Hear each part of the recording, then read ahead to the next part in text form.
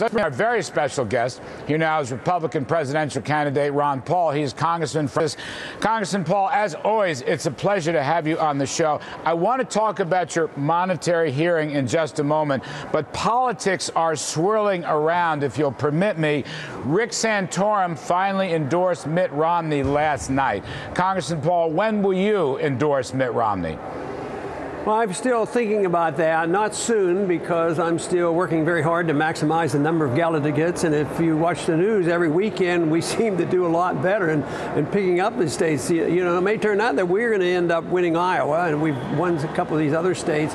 So I'm not thinking about that as much as what kind of a presence we'll have, how many people we're going to have there, and what kind of an influence we can have on the platform in Tampa. Well, there are a lot of reports that you're picking up delegates, particularly in these caucus states. But I want to ask you, I mean, what's the end game here? Do you want to try to deny Mitt Romney the nomination?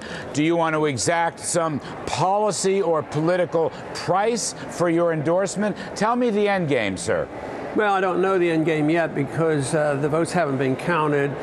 No, my goal isn't a negative goal. That is to stop somebody. My goal is to do my very best and to galvanize the support I have, because you do know that we're getting tremendous turnouts. We can get from 4, 5, even up to 8,000 people on campuses, and they're very concerned and very worried. So I want to take that and make sure it comes out in a positive manner to change policy. So we're very much involved in policy. So the longer I'm in it, the more delegates we have, the more presence we have, the better chance we're going to have to return to sound money and a more sensible foreign policy, and maybe do something with this deficit one of these days. Have you spoken to Mitt Romney, particularly about your goals of sound money and the Austrian free market model? I would think Romney is sympathetic. I mean, have you spoken to him and said, Governor, I'd like to see these things in the Republican platform? Has that been going on? No, it really hasn't. We haven't had that opportunity. We ran into each other a lot during the campaign, but most of it's been very friendly, more family-oriented conversations, but never anything into a deep discussion.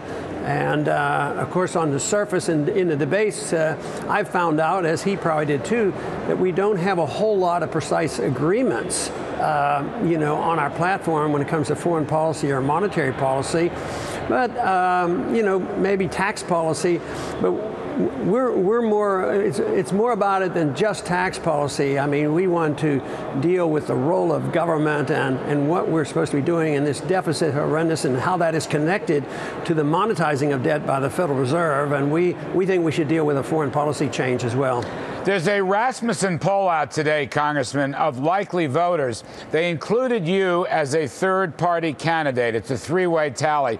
Mitt Romney gets 44%, Barack Obama gets 39%, Ron Paul gets 13%. I ask this question, sir, because in our prior interviews, you have said to me quite plainly that you were not anticipating a third-party run. Is that still your point of view? Yeah, I don't have any plans for that. But I think the interesting thing there, if you extrapolate, it looks like some of my votes come from the independents and the Democrats, and they are all, the Republicans always worry, would he run third party, and what would it do to the party I have to endorse, because I don't want to ruin the Republican Party.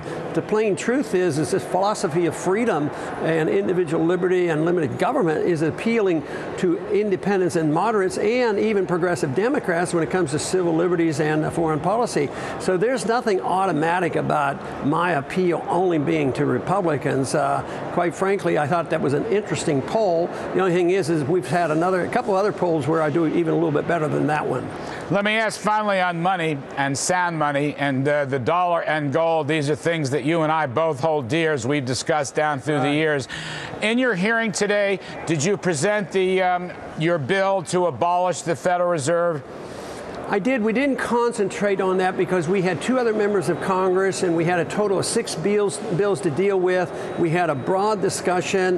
One thing it did is sort of drifted into the discussion on how you make it, the FOMC, how you make it up, and whether or not they are approved by the Senate. But also there was a big discussion about the dual mandate, which, you know, about both unemployment and pricing.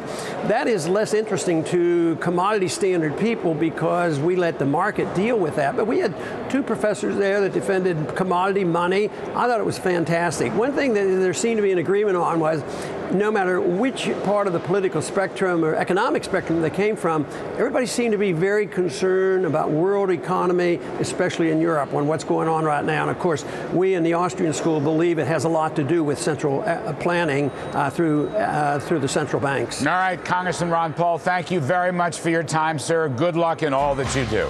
Thank you.